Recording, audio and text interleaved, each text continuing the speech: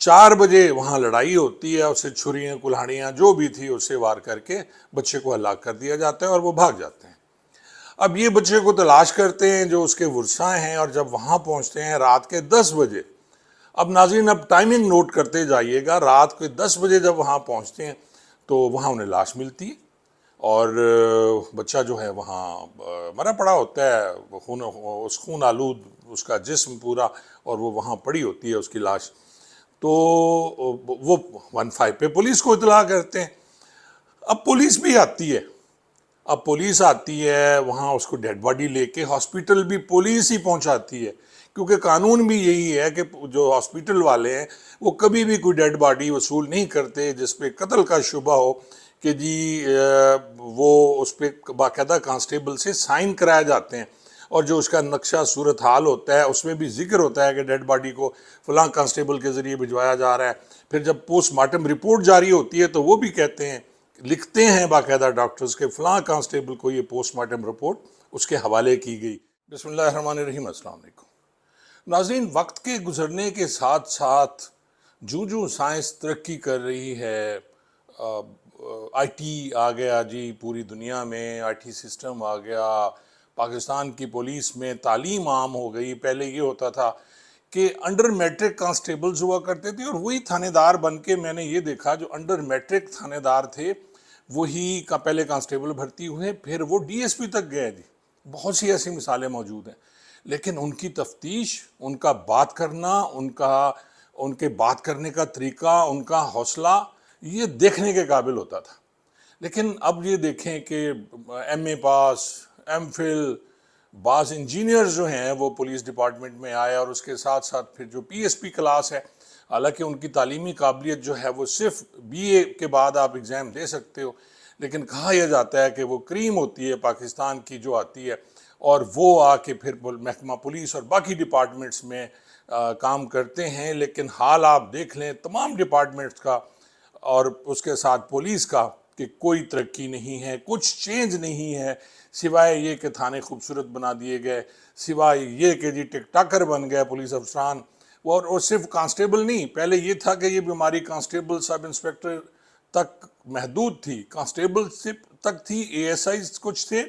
लेकिन अब ये देखें कि डीआईजीज और आईजी साहब जो हैं वो टिकटाक करें। लेकिन मैं ये कहना पसंद करूँगा और कहना चाहूँगा कि ये जो पुलिस अफसरान हैं इन्हें ये मेहनत अपनी फील्ड में करनी चाहिए, अपने काम में करनी चाहिए, मुजरमान इश्तिहारियों को गिरफ्तार करने में करनी चाहिए, ना कि टिकटाक बनाने में करनी चाहिए। अच्छा नाजरीन, मुझे ना 3-4 दिन पहले एक टेलीफोन आता है रहीम यार ख़ान से, और एडवोकेट हैं, और मुझे कहते हैं खान साहब आप रहीम यार ख़ान में रहे हैं तो आप मेहरबानी करें, कत्ल का मुकदमा है, उसमें हमने वो मिसल लिखवानी है, तो कोई ऐसा अच्छा पुलिस ऑफिसर बता दें जो कि ज़िमनी लिख सके और कत्ल की मिसल लिख सके। अब नाज़रीन, मैं बड़ा परेशान कि रहीम यार ख़ान बहुत बड़ा ज़िला है, और जब हम लोग होते थे तो डेफिनेटली बहुत अच्छे अच्छे पुलिस अफसरान गुजरे हैं। मैं शायद इतना अच्छा नहीं था, लेकिन लिखने पढ़ने में मोहम्मद हुसैन काला और इसी तरह के बहुत से ऐसे अफसरान मेरे जहन में हैं। ये सब इंस्पेक्टर होते थे मोहम्मद हुसैन काला, और कमाल ज़िमनी लिखवाना और यूं मोती पो देना उन्होंने तफ्तीश में, एक एक चीज़ कलेक्ट करना, ये हमने उनसे सीखा। इसके अलावा भी बहुत से पुलिस अफसरान थे जिनके नाम अब मुझे याद नहीं है, और हेड कांस्टेबल ख़ास तौर पे ज़िमनियाँ लिखने और मिसल लिखने के बादशाह होते थे। तो मैंने उन्हें कहा जी मुझे तो रहीम यार ख़ान छोड़े हुए बड़ा अरसा हो गया, तो अब मुझे नहीं पता कि रहीम यार ख़ान में कौन मिसल लिख रहा है। लेकिन जब मैंने उनसे पूछा कि है क्या, मसला क्या है, उन्होंने जब मुझे कहा कि आप गाइड करें, तो मैंने फिर मसला पूछा। तो उन्होंने कहा जी खान साहब एक कत्ल होता है, और पैसे का लेन देन था, वो बच्चा जो है वो जाता है अपने पैसे मांगने के लिए, वहाँ तू मैं होती है, और दिन के 4 बजे यानी 3 बजे वो जा रहा है अपने दूसरे भाई को छोड़ के मोटरसाइकिल पे, वहाँ जहाँ पैसे लेने हैं वहाँ पहुँचते हैं। 4 बजे वहाँ लड़ाई होती है, उससे छुरियाँ कुल्हाड़ियाँ जो भी थी उससे वार करके बच्चे को हलाक कर दिया जाता है और वो भाग जाते हैं। अब ये बच्चे को तलाश करते हैं जो उसके वर्साएँ हैं, और जब वहाँ पहुँचते हैं रात के 10 बजे। अब नाज़रीन, अब टाइमिंग नोट करते जाइएगा, रात के 10 बजे जब वहाँ पहुँचते हैं तो वहाँ उन्हें लाश मिलती है,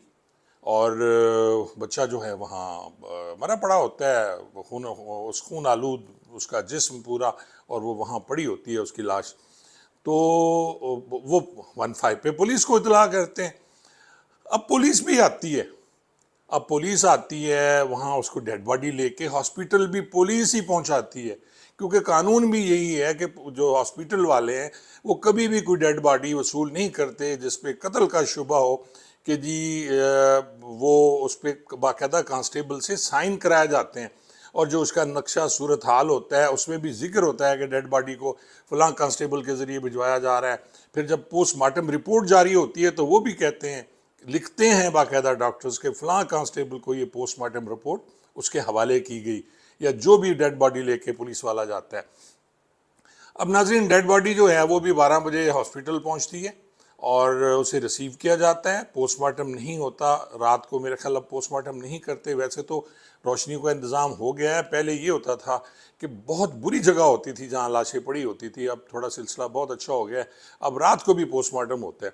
तो इस पे ये नाजरीन के पर्चा जो है, मुकदमा जो है वो अगले दिन दर्ज होता है, क्योंकि मुझे पूरी उम्मीद है कि रात को लाश पहुंचने के बाद जब तक पुलिस डिपार्टमेंट का वो जो तफ्तीशी अफसर है नक्शा सूरत हाल पूरा मुकम्मल करके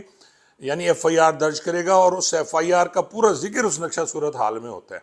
कि डेड बॉडी कहाँ मिली, किसने मारा, उसकी वजह क्या थी, कपड़े कौन से पहने हुए थे, ज़ख्म कहाँ कहाँ थे, ये सारी चीज़ें उसमें जिक्र होता है बाकायदा नक्शा सूरत हाल में। और ये नक्शा सूरत हाल इस तरह का होता है कि जी इसमें जो बजरिया जहर खुरानी होगा तो उसका अलहदा होगा, बजरिया तशद्दुद होगा तो उसका अलहदा होगा, क्योंकि तशद्दुद वाले में फिर आप लिखते हैं कि इसकी मौत, जिसको फायर लगना नज़र आ रहा है, इस पर छुरियों के वार हैं, इस पर जो भी हैं, शार्प एज्ड है, कौन ताले से मारा गया है, वो बाकायदा उसमें ज़ख्मों की जो तफसील लिखी जाती है ज़रबात की, उसमें उसका जिक्र होता है। अब नाज़रीन, पोस्टमार्टम अगले दिन होता है और अगले दिन ही मुकदमा दर्ज होता है, लेकिन बदकिस्मती ये है कि जी जब मुकदमा दर्ज कर रहे हैं और वो अगले दिन सुबह दर्ज 8 या 9 बजे दर्ज हो रहा है, और उसमें ये देखें कि पुलिस क्या कर रही है कि पूरे वाक़ये को चश्मदीद वाक़या बयान कर रहे हैं। यानी जब वो बंदे 4 बजे मार रहे थे, गवाहन 2 वहाँ मौजूद थे जिन्होंने दूर से देखा, खिड़की से नज़र आ रहा था कि वो जाहिद जो भी वो शख्स थे जिनका कत्ल हुआ है उनको फ़लाँ फ़लाँ फ़लाँ छुरियों से वार करके मारे। अब जब उन्होंने देख लिया, मौके पे वो मौजूद हो गए, तो फिर आपने मुकदमा फौरी दर्ज क्यों नहीं किया? जब वहाँ पुलिस पहुँची आपने ये बयान क्यों नहीं दिया, और फिर इतनी डिले क्यों हुई FIR में? नाज़रीन, मुझे इत्तफ़ाक हुआ कुछ अरसा पहले जब ये कोरोना नहीं आया था, और उन दिनों में प्रैक्टिस मैंने नई नई शुरू की थी, और मेरा ऑफिस जो था वो ईपलमेर बिल्डिंग में था लाहौर में, और वहाँ से बिल्कुल सामने ही हाई कोर्ट है और उसके साथ सामने पर सुप्रीम कोर्ट है। तो मुझे इत्तफ़ाक हुआ, मुझे शौक़ था कि जाके मैं देखूँ कि ये जज साहबान करते क्या हैं। तो मैं वहाँ जाके बैठा करता था, तो यही जज साहबान जिसमें मंजूर मलिक साहब, ख़ास तौर पे मैं उनका जिक्र करूँगा, जस्टिस मंजूर मलिक, कि वो और उनके साथ एक और जस्टिस हुआ करते थे, और उसमें जो बात डिस्कस होती थी नाज़रीन वो यही होती थी कि पोस्टमार्टम में कितना डिले है और FIR में कितना डिले है। यानी अगर वकूआ हो रहा है 4 बजे और उसकी FIR अगले दिन 4 बजे दर्ज हो रही है, तो उसमें ये डिले क्यों आया? और अगर कत्ल हो रहा है, डेड बॉडी वसूल कर रही है पुलिस रात को 12 बजे, तो उसका पोस्टमार्टम इतना डिले क्यों हुआ? तो इन सारी सब चीज़ों का बाकायदा पूछा जाता था, और उसमें मैंने देखा कि बहुत से मुल्ज़मान को इसमें फ़ायदा हुआ और उन्हें बेल दे दी गई। तो नाज़रीन, हम उसी से शुरू करेंगे दोबारा, जो मैं पहले आपसे अर्ज़ कर रहा था। वो जो वकील साहब ने मुझे कॉल करके सारी सूरत हाल बताई, तो मैं सर पकड़ के बैठ गया कि यार ये कौन सी पुलिस है? क्या आप मौके भी जाते हो, आप उनको चश्मदीद वकूआ भी बता रहे हो, फिर आप उसमें डिले भी कवर नहीं करते कि आप उसमें चलें ये लिख देते कि जी गवाहान हम परेशान थे जी, हम इतला नहीं दे सके। भाई आप 4 बजे वकूआ देख रहे हैं, आप 10 बजे तक परेशान ही रहे। या तो वो ये लिखते कि हमें भी उन्हें पकड़ के उन्होंने बिठा दिया मुल्ज़मान ने और हमें काबू कर लिया इसलिए हम नहीं बता सके। लेकिन मुदई तो फिर भी वहाँ मौजूद नहीं था। मुदई तो रात 10 बजे आप मुदई को इतला दे रहे हैं, गवान को पकड़ के भी रखा, तो फिर मुदई को इतला दी गई, मुदई आया और फिर गवान आपका बयान लिखा गया। तो बहुत से मुकदमात में नाज़रीन, मुकदमात इसी तरह ख़राब होते हैं जब आप उसमें मुल्ज़मान की तादाद ज़्यादा बना लेते हैं, जब आप उसमें आप वक्त का ख्याल नहीं करते, और जब आप उसमें ये कह रहे होते हैं कि जी कत्ल जो है फ़लाँ वक्त हुआ, लेकिन एफ़आईआर क्योंकि मुद्दई मौजूद नहीं था, और अक्सर ये कहा जाता है कि मुद्दई जो है वो करीबी अजीज़ होना चाहिए, और उसका बाप या उसका भाई मकतूल का या कोई भी रिश्तेदार करीबी वो शहर से बाहर है, तो उसके आने में फिर वक्त लगता है, और फिर पुलिस इंतज़ार कर रही होती है कि आए और उस पर ये सब कुछ हो। नाज़रीन, मुझे याद है जब मेरी पोस्टिंग थाना यज़मान में हुई तो वहाँ मैंने एक एफ़आईआर देखी जिसमें सज़ाए मौत हुआ था मुलजिम, और वो एक ही मुलजिम था, और एफ़आईआर सिर्फ 4 लाइन्स की थी, और वो थी कि फ़लाँ नंबरदार ने इतला दी कि फ़लाँ ने फ़लाँ को कत्ल कर दिया। और फिर आप देखें कि उस तफ्तीशी ने कितनी मेहनत की होगी, किस तरह उसने तमाम एविडेंस इकट्ठी की होगी, और उसके बाद उसने जोड़ के वो अदालत में पेश की, और वो वहाँ मुलजिम सज़ाए मौत हो रहा है और इम्प्लीमेंट हुआ उस पर। और हमारा ये हाल है नाजरीन कि जो कन्वेक्शन रेट है इस वक्त वो मेरे ख्याल 2% भी नहीं है। आप देख लें जितने मुकदमात अब यहाँ बन रहे हैं 9 मई से 9 अभी तक चालान 14 महीने हो गए, चालान आपके पेश नहीं किया जा सका। अगर वो सही गुनाहगार हैं तो आप चालान तो पेश कर दें ना जी।